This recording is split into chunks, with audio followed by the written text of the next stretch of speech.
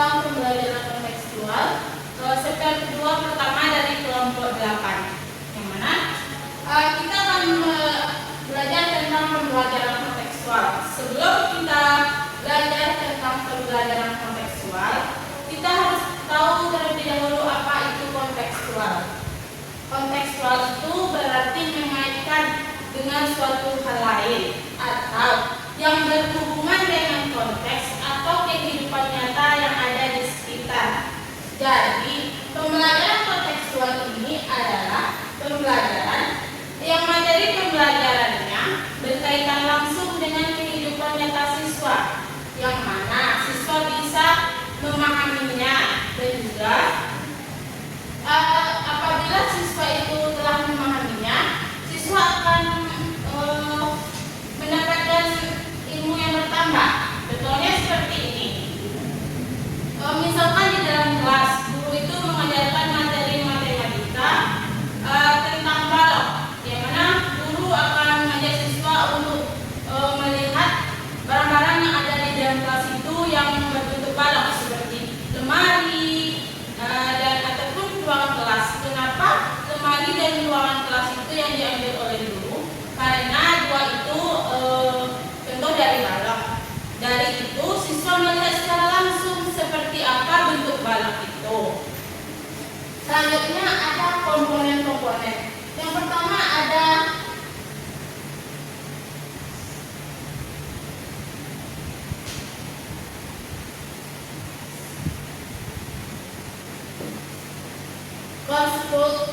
konstruktivisme, yang mana siswa itu mengalami atau melakukan sendiri dan juga pengalaman secara interaksi dengan interaksi langsung. Contohnya seperti tadi yang contoh balok, yang mana siswa itu melihat secara langsung gimana bentuk balok itu yang tertedikan seperti lemari.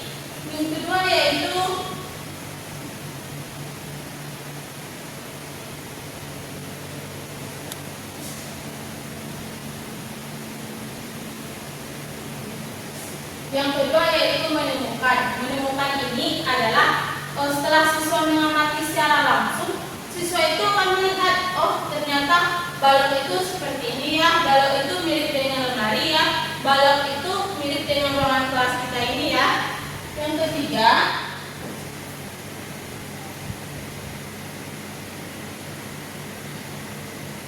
selanjutnya yaitu bertanya. Setelah siswa itu mengamati secara langsung dan yang menemukan, siswa itu akan bertanya apakah benar balok itu termasuk contoh dari lemari. Setelah dia bertanya kepada gurunya, Bu, apakah iya lemari ini termasuk kepada balok? Guru itu akan membantu menjawabkannya. Jawaban kamu itu sudah bagus, tetapi boleh Ibu menambahkan sedikit lagi. Setelah itu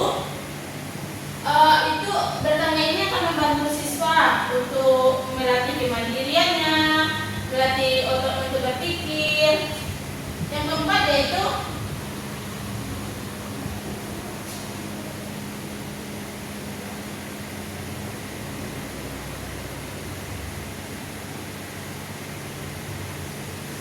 masyarakat belajar ini adalah yang mana guru itu membagi siswa menjadi beberapa kelompok.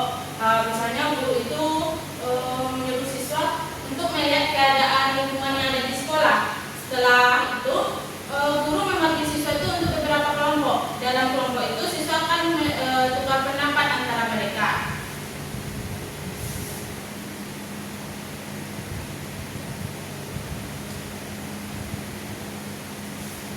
Pemodelan. Yang kedua adalah pemodelan, yang mana guru itu atau seseorang pengajar akan melakukan sesuatu agar bisa ditiru oleh siswa itu dengan baik. Contohnya menggunakan mikroskop. Terlebih dahulu guru itu yang harus menggunakan mikroskop terlebih dahulu. Setelah itu mengajak siswa untuk mengamatinya. Setelah mengamatinya, guru mengajak siswa untuk melakukannya secara bergantian.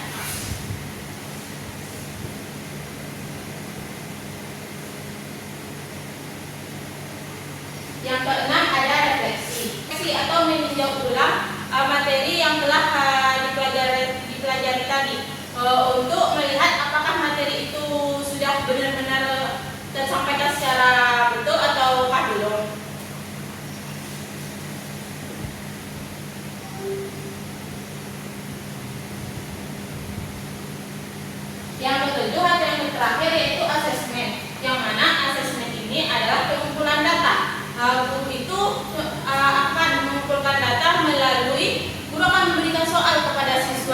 Setelah mengumpulkan soal yang diberikan kepada siswa itu, guru akan melihat apakah pembelajaran itu benar-benar telah dilakukan secara langsung, apakah siswa itu memahami yang disampaikan oleh guru atau belum. Itu juga bisa menjadi introspeksi bagi seorang pengajar.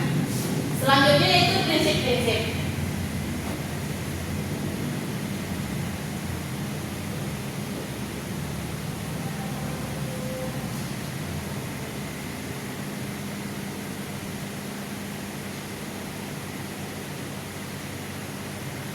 Yang pertama yaitu prinsip ketergantungan, yang mana prinsip ketergantungan ini sama juga dengan belajar kelompok, yang mana dengan belajar kelompok itu siswa akan aktif dalam kelompoknya, walaupun biasanya di kelas biasanya kalau tidak ada kelompok siswa itu malu untuk bertanya, tetapi dengan belajar kelompok itu siswa akan mau mengeluarkan pendapat yang ada di dalamnya. Contohnya seperti ini, seorang guru itu mengajak siswa untuk melihat kondisi lingkungan sekolah. Setelah itu, guru memberikan persoalan kepada siswa bagaimana cara mengatasi misalnya sampah-sampah yang ada di lingkungan sekolah ini. Setelah itu, siswa itu dari itu guru akan menemukan jawaban.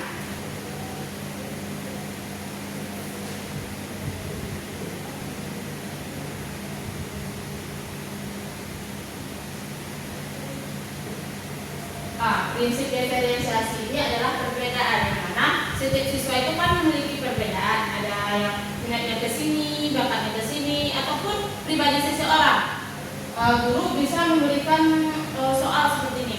Guru mengajak siswa untuk membuat proyek, tetapi siswa itu dibebaskan untuk memilih melalui apa. Ada yang membuat video, ada yang melakukan presentasi, walaupun berbeda-beda, tapi siswa itu ujungnya akan tetap sama dari materi tentang pembelajaran proyek itu, daerah itu.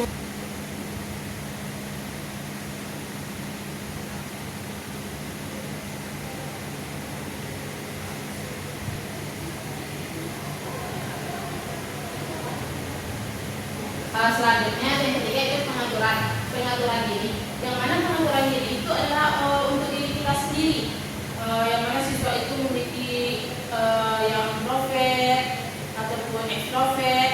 Dan itu guru bisa memberikan soal kepada siswa dengan guru memberikan satu masalah dan siswa itu disuruh untuk menganalisis sendiri, memecahkan masalah, menganalisis. Setelah itu guru menyuruh siswa untuk tampil ke depan tentang materi yang telah didapatkan tadi. Dari itu siswa akan bisa bertanggung jawab atas tugasnya itu sendiri. Baik, itu penyampaian materi dari saya. Apakah ada yang ingin bertanya? Baik, pada ini silakan. Baik, yang pertanyaannya, apakah pendekatan pembelajaran kontekstual berpotensi membuat siswa yang pasif atau kurang percaya diri tertinggal karena menuntut keaktifan dan mandiri dalam belajar?